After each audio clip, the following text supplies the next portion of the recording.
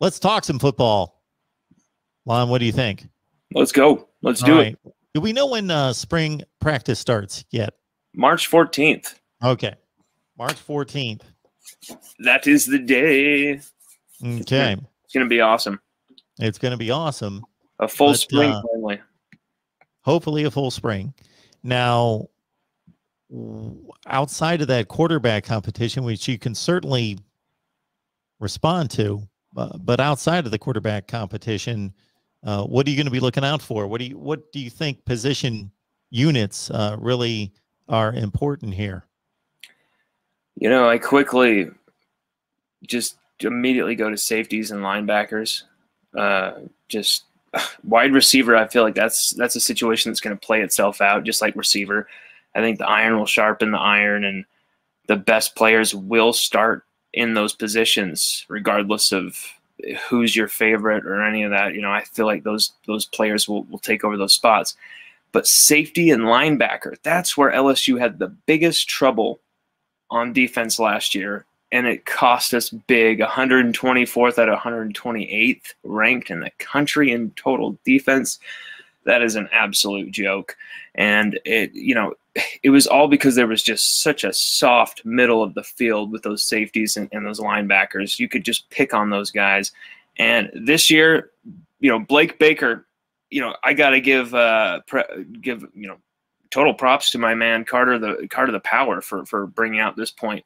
Blake Baker said in his introductory press conference that he knows the right technique for the linebackers, and that he noticed that LSU's linebackers last year were not playing with the right technique, obviously.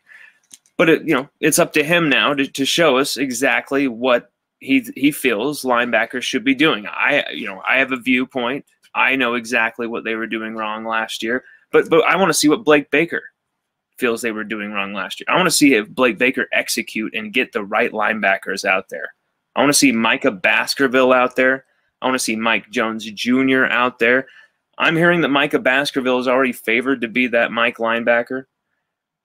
But with the safety positions, that is just really wide open. You've got Todd Harris there, who's coming back for a second senior year. He was coming back from a knee injury last year, so you could excuse some rust there. He still forced 3 turnovers, 2 picks, a forced fumble, just punching that ball out. And then you got Mo Hampton, who had a really bad 2020, but an awesome 2019 freshman year. Even started a few games and played a bunch in the semifinal against Oklahoma, SEC championship game against Georgia, title game against Clemson. Mo Hampton was in those games and performed admirably. I think he was just put in some horrible positions last year. Everybody who stepped on the field, it seemed, who played as safety or linebacker for LSU was put in a horrible position at some point or another, whether it seemed like it was their mistake or a play calling or it just was an absolute confused mess out there.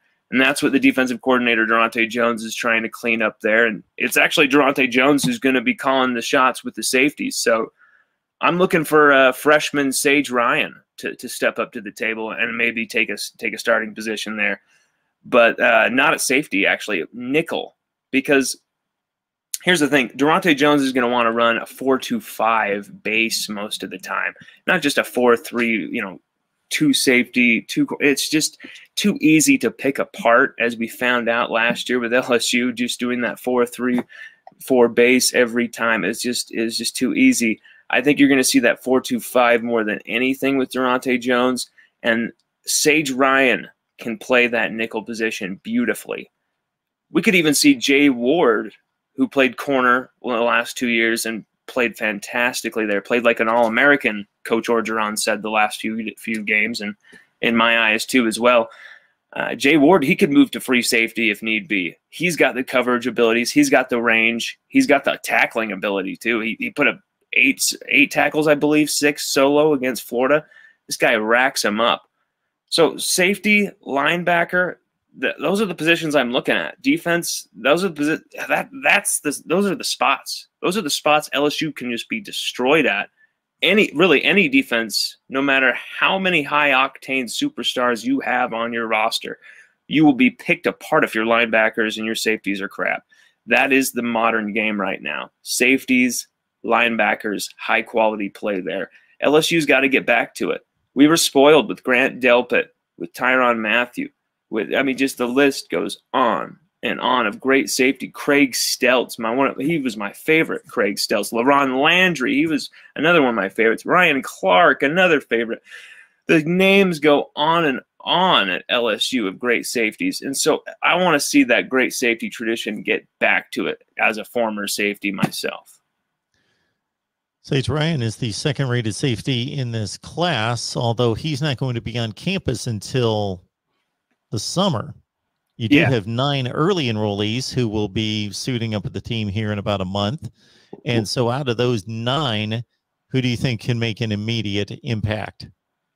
Well, first off, actually, Sage Ryan actually told LSUodyssey.com, a.k.a. me, that Sage Ryan told us that Durante Jones called him and spoke with him at length. Even though he's not an early enrollee, even though he's not there, he's a freshman, Durante called him.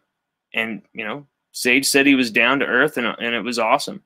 But moving on, what was your question again? Sorry. Basically, out of these 9 enrollees who are going to be on campus and in spring practice, who you really are excited about contributing early? Mason Smith. Oh, interior DT. Joseph Evans is in his way. Jacobian Guillory is in his way. Eric Taylor, I think he's going to take that starting spot next to Jaquelin Roy at DT. I think it's going to be Jaquelin Roy, Mason Smith, those at the interior defensive tackles, and then you're going to have B.J. Ojolari, Ali Gay at defensive ends, and then of course you got Andre Anthony coming off the bench. But Mason Smith, I could see him be an absolute freak of nature as a freshman. Landon Jackson as well. He will have to prove that he's 100% recovered from that ankle injury, though. That is a caveat.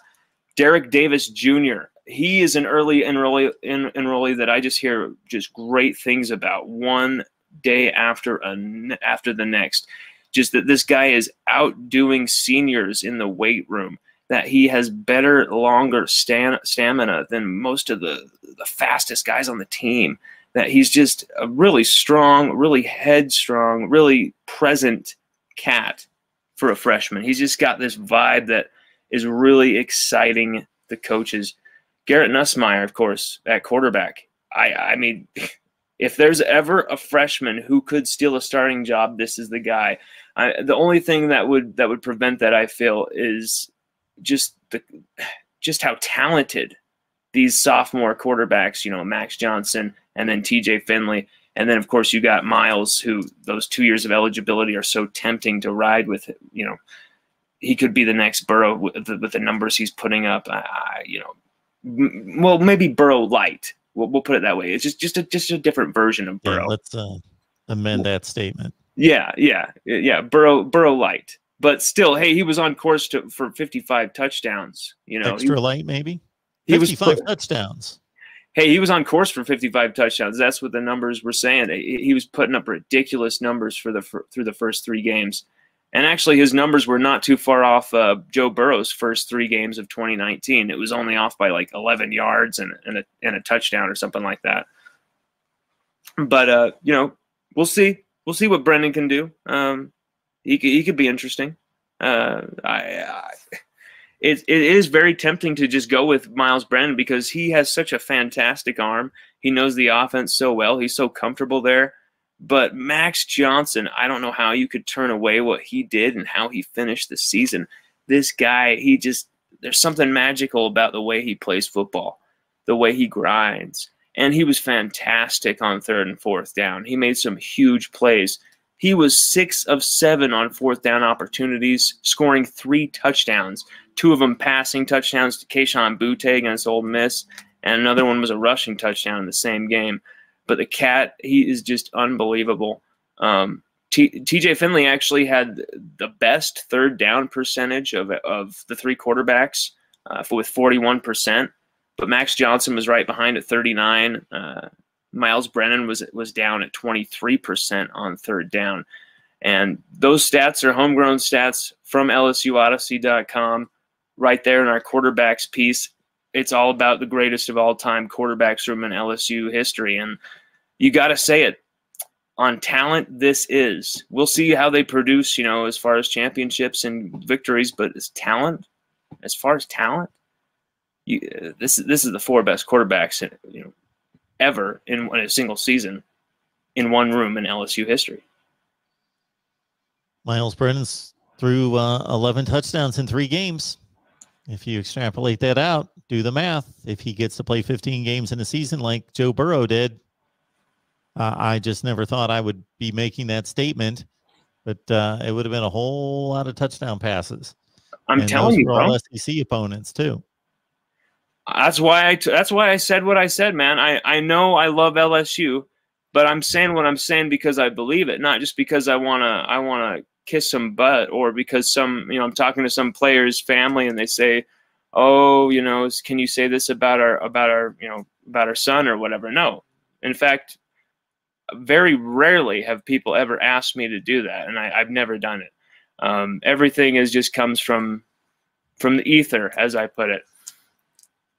But yeah, Miles Brennan, he was fantastic, and LSU fans, I see LSU fans actually being more comfortable with the idea of Miles Brennan starting this year than they were last year. It's very interesting. You heard a lot of let's go with the freshman last year. And this year, I'm not hearing anything of it. I'm hearing a lot of support for Miles Brennan because I think he showed, that undeniable toughness, that grind. But I tell you what, this dude right now, Mark, he is the thickness. He is the thickness. He is so thick right now. This guy, I don't know what his weight is. It's got to be at least 240 right now, 238.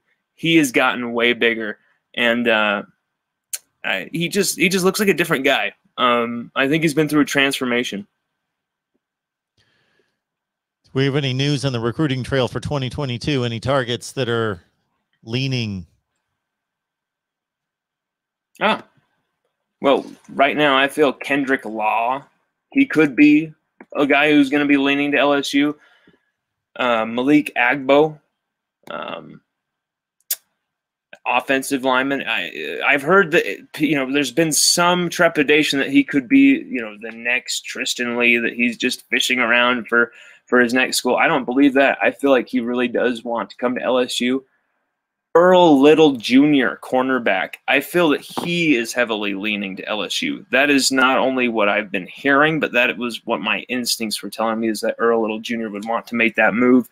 Another Florida corner. We just picked one up with Demaryius Mcgee.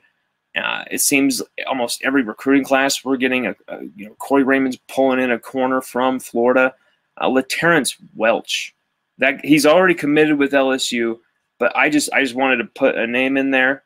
Watch out for that guy. He's just going to be so sick, okay? Just watch out for him. Denver Harris. I'm hearing a lot of stuff about LSU being warm in there, a lot, LSU being in the mix. I'm not too sure what to believe, but out of Houston, LSU very fertile recruiting in Houston. I know we've made an impact with Denver. I know we've at least been right there in his top schools. So he's a brilliant corner. I think LSU, a 5-star as well. I think LSU is a good shot at him. Harold Perkins, outside linebacker. This guy is one of my friend AD. This is one of his favorite players. 5-star to Cypress, Texas. This guy, really, really good player. Let's see who else there is. Yeah, as I said before, Kendrick Law. That guy, he is a versatile dude. He's one of those jack of all trades players that LSU always tries to get. Receiver, DB, returner. He can do all three. Kendrick Law. Don't be shocked if you see him also wearing purple and gold as well. Very good, Lon. Appreciate you stopping by, and encourage everybody to head on over to lsuodyssey.com with Lon Phillips Sullivan. Lon, we appreciate it. Mark, take it easy. Go Tigers. Peace out.